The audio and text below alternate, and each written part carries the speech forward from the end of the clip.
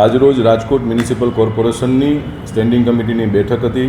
આ બેઠકની અંદર ભારતીય જનતા પાર્ટીના અમારા રાજકોટ શહેરના અધ્યક્ષ ડૉક્ટર માધવભાઈ દવે અને માનનીય મેયર શ્રી નૈનાબેન પેઢડિયાની અધ્યક્ષસ્થાનની અંદર ભારતીય જનતા પાર્ટીના સૌ કોર્પોરેટર મિત્રોની અધ્યક્ષસ્થાનમાં આજે હાજરીમાં બેઠક પૂર્ણ થઈ છે।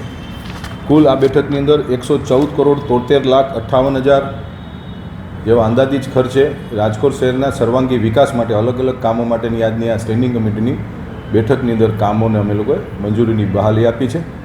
કુલ 33 દરખાસ્તોમાંથી એક દરખાસ્ત એવી હતી કે જે સેન્ટ્રલ ઝોનમાં કનક રોડ ઉપર જે ફાયર સ્ટેશન નવું ફાયર સ્ટેશન બનાવવાની જે દરખાસ્ત હતી એમાં ભાવોની જ્યારે ચકાસણી કરવામાં આવી ગત સ્ટેન્ડિંગ કમિટીની અંદર પાછલી 3 સ્ટેન્ડિંગ કમિટીમાં માનનીય રાજ્ય સરકારશ્રીની સૂચના મુજબ દર 2 લાખની વસ્તી એક ફાયર સ્ટેશન બનાવવાની જે દરખાસ્તો આવી હતી આ 3 ફાયર સ્ટેશન મવડી રોડ ઉપર બજરંગવાડીમાં અને કોઠારિયા રોડ ઉપર વિરાટનગરમાં 3 ફાયર સ્ટેશનમાંની જે તુલનાત્મક જે ભાવો નક્કી કરવામાં આવ્યા એ ત્રણેય ફાયર સ્ટેશન G+7 હતા।